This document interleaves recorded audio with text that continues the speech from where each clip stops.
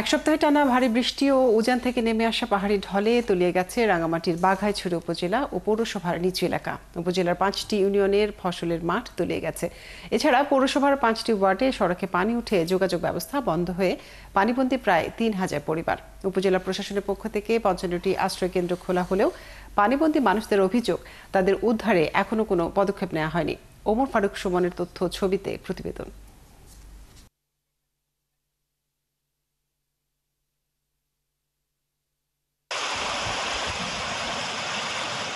মাঠঘাট রাস্তা চারদিক পানিতে থই থই। বাধ্য হয়ে কেউ কেউ ডিঙি নৌকায় চলাচল করছেন।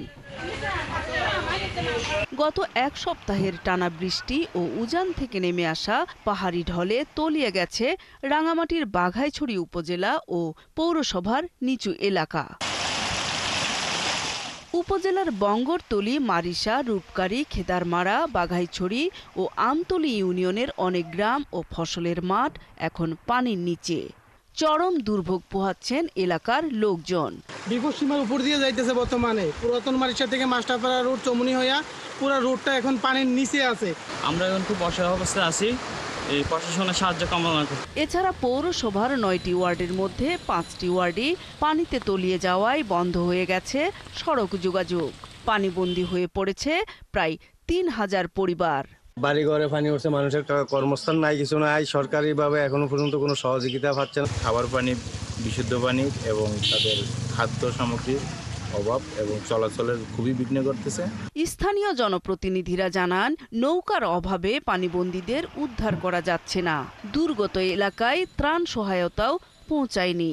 সেই সাথে দেখা দিয়েছে বিশুদ্ধ পানির তীব্র সংকট। এখনো কোনো ত্রাণের ব্যবস্থা হয় নাই। আমি জোর দাবি জানাচ্ছি অতিবিলম্বে দ্রুত ত্রাণের ব্যবস্থা করার জন্য। আর উপজেলা প্রশাসনের পক্ষ থেকে 55টি আশ্রয় কেন্দ্র খোলা হয়েছে। নূর তাজমিন নীর, 71। সেখানকার আর খবর জানাতে আমাদের সাথে যুক্ত হচ্ছেন সহকর্মী উচিংছা রাখাইন। রাখাইন, জানাবেন যে কাপ্তার পানি এখন কোন অবস্থায় আছে এবং নিচু এলাকার মানুষের দুর্ভোগ কেমন দেখছেন? কাজুরি, আপনি জানেন যে সপ্তাহব্যাপী ভারী বর্ষণ পাশাপাশি পাহাড়ি দলের কারণে কিন্তু রাঙ্গামাটি কাপ্তাই যে নির্মাঞ্চল প্লাবিত হয়েছে, সবচেয়ে ক্ষতিগ্রস্ত হচ্ছে বাঘাইছড়িতে এবং পাশাপাশি রাঙ্গামাটি যে সদর কয়েকটি ওয়ার্ডে, বিশেষ করে আসাম বস্তি, বাজার এবং পুরান পত্তন বস্তি এবং সোনাডেনের সব কয়েকটি জায়গা নির্মাঞ্চল প্লাবিত। তাছাড়া যে নির্মাঞ্চল প্লাবিত হওয়ার কারণে এখানকার যে মানুষের যে দুর্ভোগ সৃষ্টি হয়েছে, সেই কারণ সৃষ্টি হয়েছে, সেটা আসলে সৃষ্টি হওয়ার কারণে কিন্তু জেলা প্রশাসন থেকে কিন্তু গতকাল 2,000 শুকনো খাবার সহ এবং 1,000 চাল বিতরণ করা হয়েছে যারা প্লাবিত যারা হয়েছে তাদের।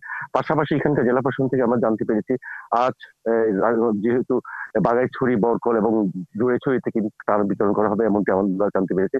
আর যদি পানি কাপ্তাই হ্রদের যে পানির লেভেল সেটা হচ্ছে 108.80 mls পানি রয়েছে, সেই ক্ষেত্রে কিন্তু কাপ্তাই হ্রদে পানি ছাড়া হয়েছে গতকাল সন্ধ্যায় কিন্তু পানি ছাড়া হয়েছে কিন্তু 3.5 ফুট পানি ছেড়ে রয়েছে কাপ্তাই যে জল কপাট আছে 16টি কপাট থেকে।